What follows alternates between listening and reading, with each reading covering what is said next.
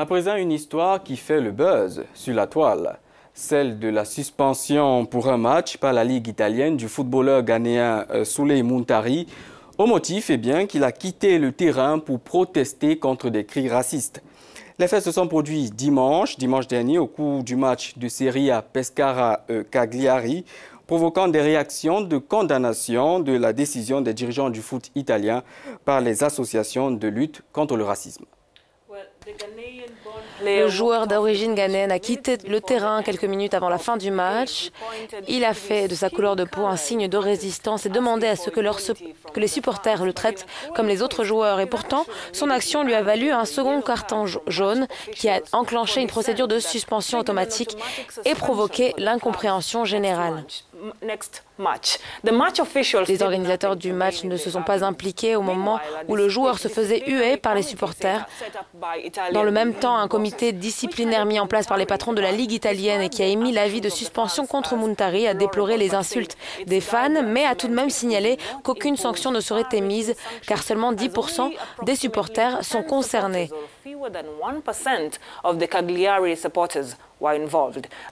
Face à cela, Garth Crooks, ancien attaquant de Tottenham et militant antiraciste dans le football, a appelé tous les joueurs africains de la Ligue italienne à refuser de participer au prochain match de ce week-end en solidarité avec le milieu de terrain ghanéen. Nous sommes en ligne avec Andrew Orsatti, le chef de la FIFPro Communication, qui s'exprime depuis Amsterdam, aux Pays-Bas. Merci beaucoup de nous joindre sur le Morning Call. Muntari a donc quitté le terrain en signe de protestation face aux insultes racistes des supporters, ce que tout le monde condamne, mais les autorités l'ont suspendu. Est-ce comme cela que ça fonctionne ? Malheureusement, il y a beaucoup de confusion autour de ce sujet. D'une part, Souley Muntari était dans son droit de porter l'attention de l'arbitre sur ces cris racistes, mais les choses ont pris de l'ampleur. Ce qui s'est passé, c'est que l'arbitre n'a pas réagi au problème comme il se devait, et peut-être que le langage utilisé par Souley Muntari pour se plaindre n'a pas été apprécié par l'arbitre et il a averti le joueur d'un carton rouge.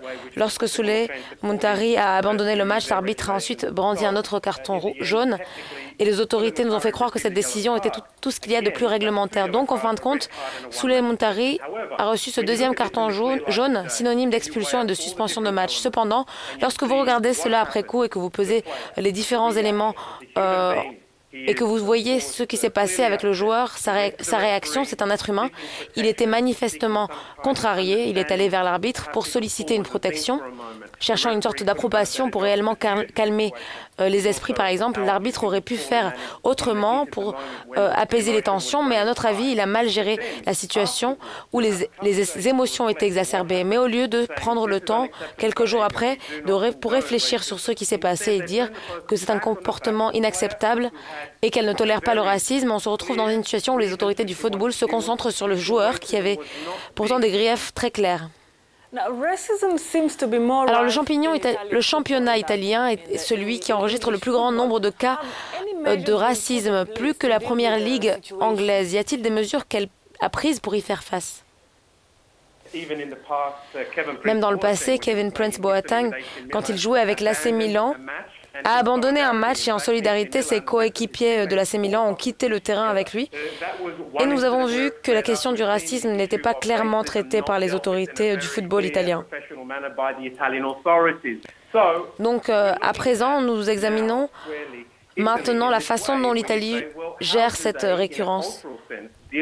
Comme agir sur un terrain où le racisme, c'est quelque chose de culturel finalement. Comment régler cette question? Quelle est leur posture face à cela?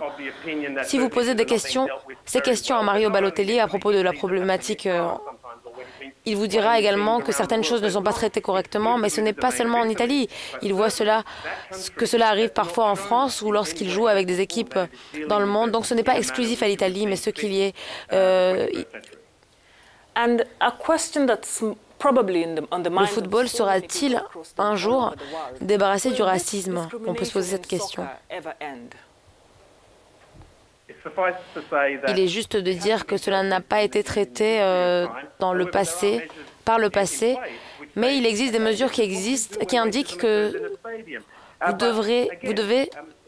ce que vous devez faire lorsque le racisme se produit dans le stade. Mais encore une fois, ce qui serait probablement la clé pour éliminer ce problème n'est pas si clair, n'est-ce pas? Je veux dire, comment, à la FIFPro par exemple, pouvons-nous aborder cette question, mettre en place les bons messages auxquels les autorités italiennes auraient dû avoir recours dans ce cas-ci pour traiter le problème? Cela donne l'impression que ce comportement peut persister et maintenant, qu'est-ce qui va se passer ce week-end? Nous ne le savons pas. Peut-être que cela se reproduira. Il est tout simplement ridicule de penser que nous sommes encore dans cette situation.